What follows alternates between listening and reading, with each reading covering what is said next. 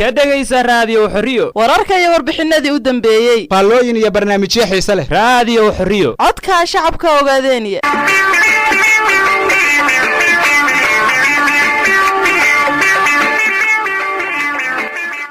ليه وعاو فيك markay 8 fiidnimo hada dadku bilowday salaada cisho markii taraawiixda ka hor salaada cisho markii loo diyaar garoobay dadku bilowday xageebu ka bilowday wuxuu ka bilowday maqaayad suuqa ku taalo Soomaaliya yiraahdo ka bilowday marka kadibna wuxuu ku sifaafay suuqa kale ku faafay marka dadku ma wuxuu ku egyahay suuqa kaliya tamise guriyihii ku xigay xaafadii ku xigay uu gaaray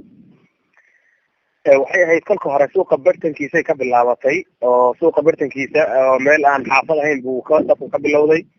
kadib wuxuu u gudbay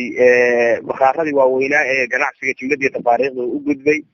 kadib wuxuu la sii gudbay qaybihii carwooyinka iyo baclayo way ku dhaganaa qaybtii dahablaha qaybtii bacalaha qaybtii burka iyo raashinkan keer hay'adda ay bixisa lagu iibinayay qaybtii kawaanka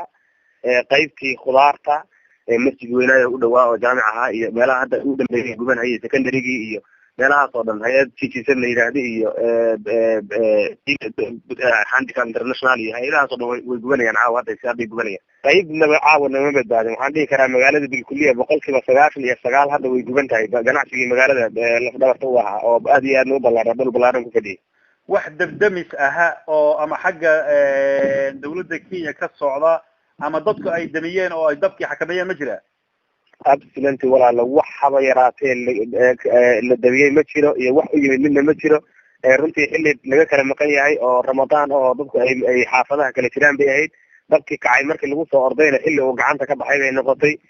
dhibaatada jirtana waxay ahayd bakaaradii baa waxay isku xigaan midkan waa shidaal kanna waa raashin kanna waa dhar kanna marka wixii baa qaab nidaamsan bayn ahayn kii shidaalka markuu dabku qabsado waxaa imanaysa inay tilmaamadu qarxaan ay meelo kale ku dhacaan oo rafayo marka taas ama musiibada si balaadis marka raashinka iyo suuqa gubtay mooyeen wax ku noqday oo bini aadan ah oo ama suuqa joogay ama xaafadii ku agdawaa ma jira ama dhaawac ama ku dhintay marka aan qiimeeyo dadku baaxadda uu leeyahay ama inta uu kicitaan nooca uu yahay runtii waan isleeyahay dhibaato bini aadan baa jiri doonto dad wax ku noqday oo dadkii ganacsatada inay boobaan bay hantida isku dayayeen tuugo badan baa jirtay marka inay dad inuu si wax ugu gaadhay waan filayaa laakiin ilaa hadda wax naloo sheegay ma jirto oo nalaydi dad baa ku dhintay waan gartay dadka qaxaya xaafadaha ku dhagan suuqa degan ee caruurtoodii iyo hantidooda la cararaya xagee u qaxayaan wallahi liyahu xaafadahan hadda kore unbaa loo soo baxaya oo meesha suuqa ahayd baa laga soo baxaya waxaana loo soo baxaya xaafadahan kore usoo xigo dhinaca xaafadaha hadda nabada ah sida ani hadda xaafada inaan joogo oo kale taxriir la yidhaahdo dadku way imanayaan qaybana waxay tegahayaan xaafadaha kale ee lagu xigo laakiin kulley gudaha hoose hadda ugu daran xaafadihii sii hoose way wax laga soo baxaya xaafadahan kale unbaa la imanaya meel kale loo baxayo mana waan gartay dabkani muxuu ka kacay ilaa iyo hadda maxaa la isleeyahay dabkani wuu ka kacay ama dabkani shiday maya wax la hayo hadda ma jiro laakiin waxa la ogyahay kaliya waxay tahay inuu maqaayad ka kacay cunto marka waxaa loo malaynayaa waxaa aad iyo aad loogu malaynayaa inay jikadii dabka meeshii cuntada lagu karinayay inay ka kacday dabku saasaa loo malaynaya maqaayadda qoladii maamulka ahayd dabku inuu halka ka kacay ma aaminsan yihiin mase garowsan yihiin wallahi niyow dee kolkay musiibo dhacdo wax badan oo aan hadda anagu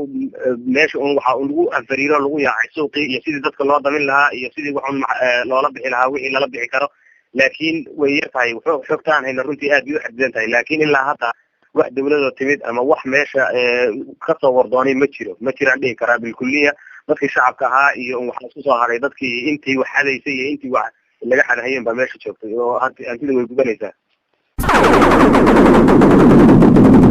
wixii maanta jira iyo warkii minidka soo dhacay xorriya waa mahuraane maqaloo ka dhageyso faalooyin miisaan iyo barnaamijkaadu mug weyn xorriya waa mahuraane maqaloo ka dhageyso xikmadaha murtida iyo suugaanta miidda xorriya waa mahuraane maqaloo ka dhageyso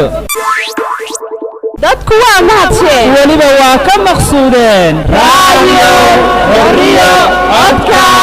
shacabka